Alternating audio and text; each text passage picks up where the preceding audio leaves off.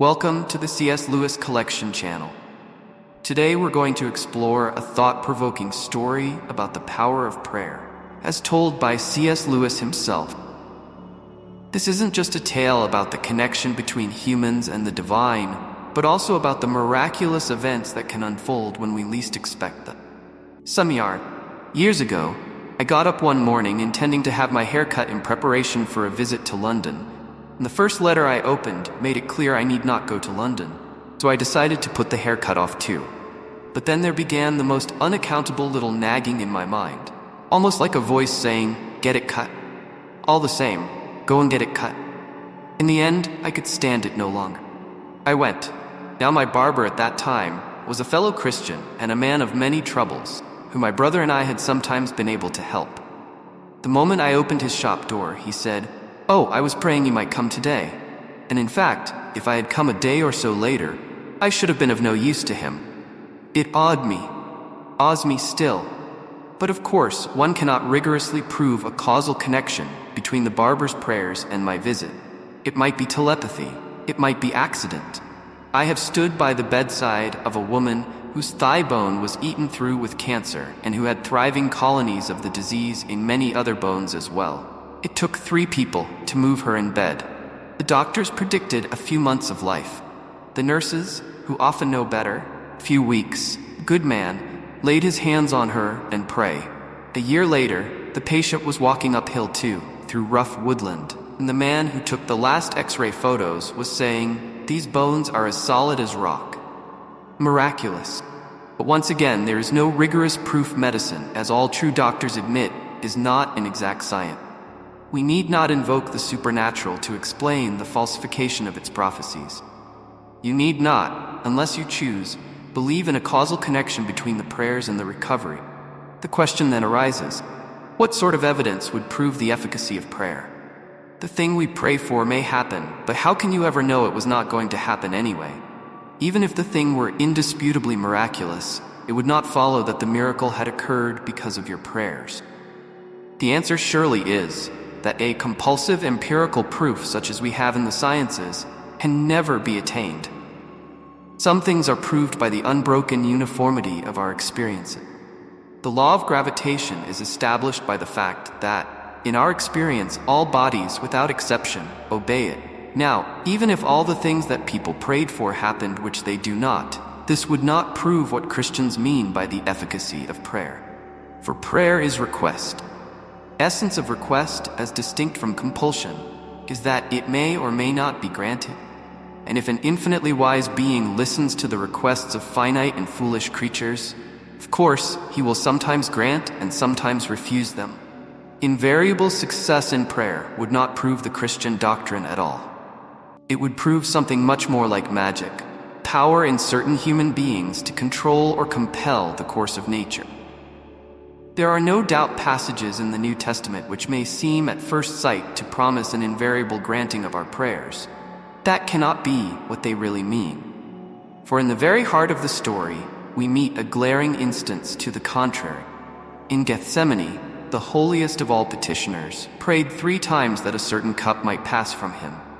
It did not after that.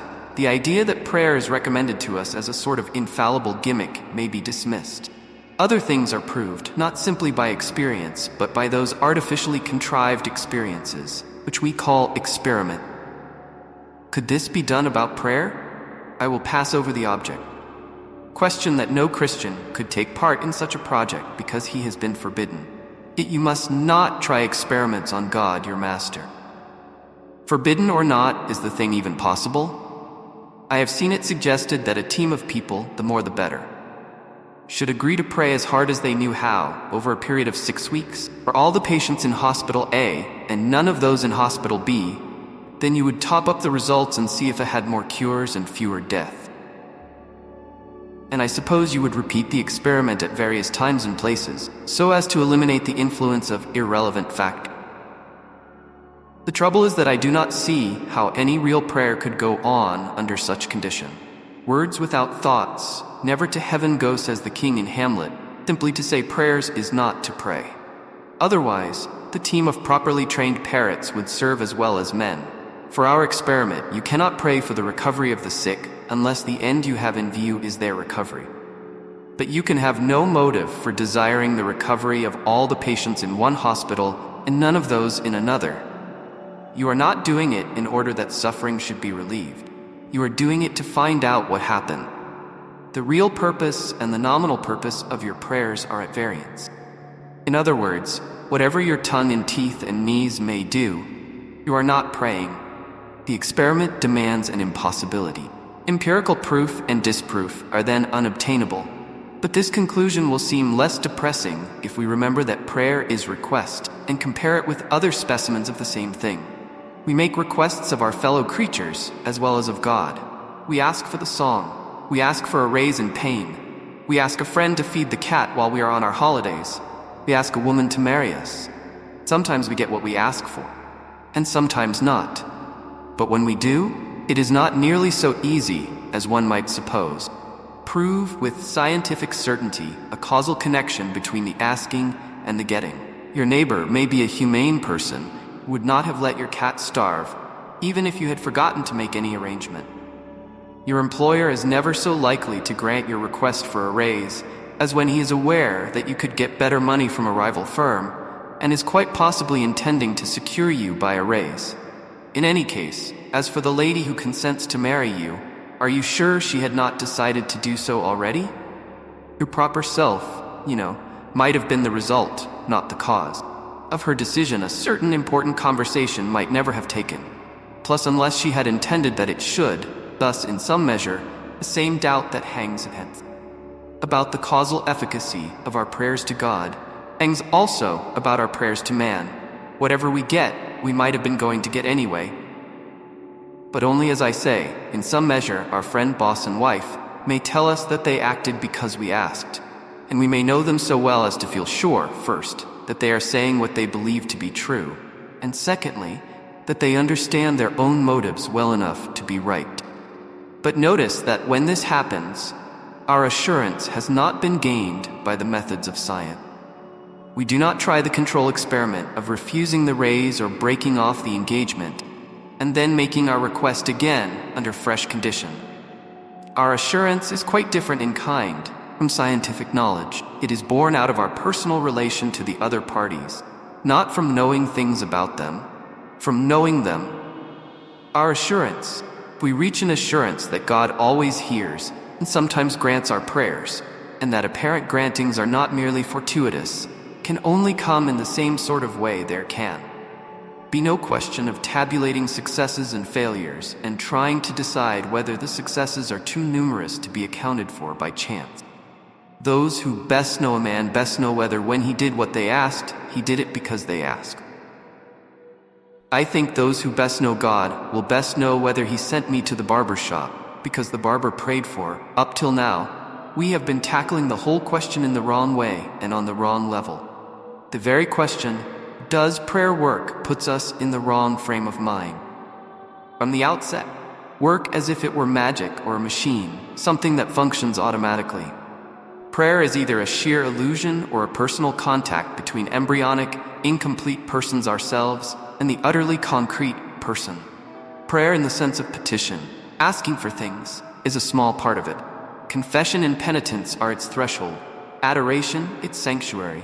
The presence and vision and enjoyment of God, bread and wine. In it, God shows himself to us. That he answers prayers is a corollary, not necessarily the most important one.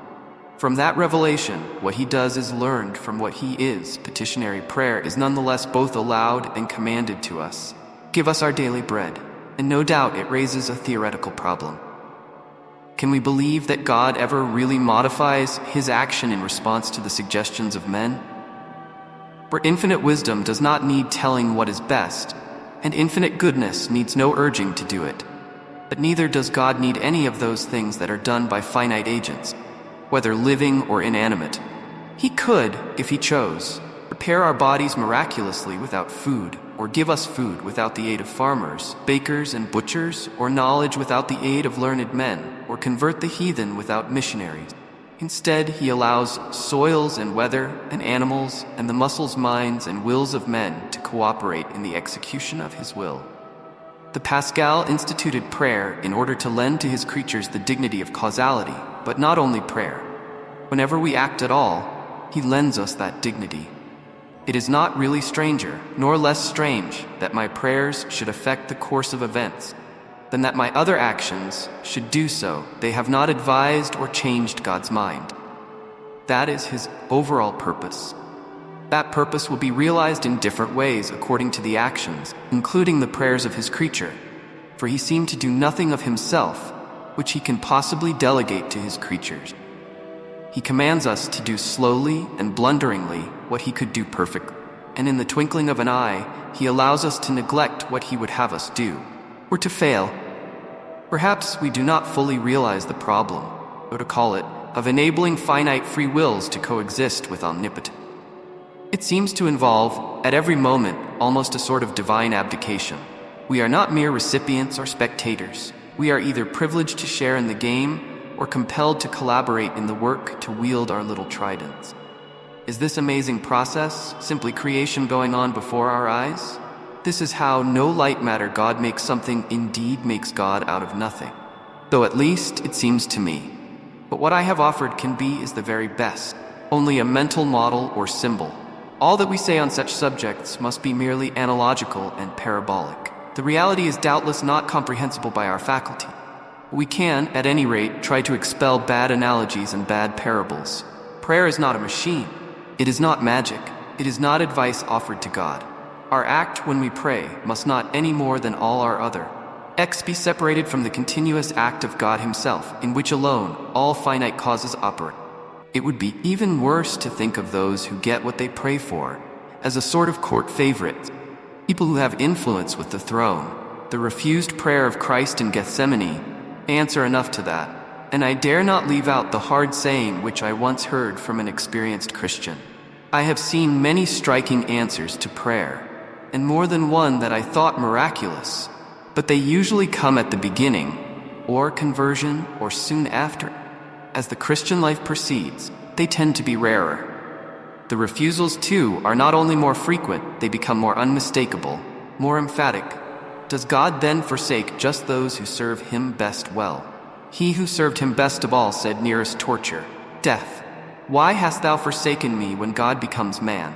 That man of all others is least comforted by God at his greatest need.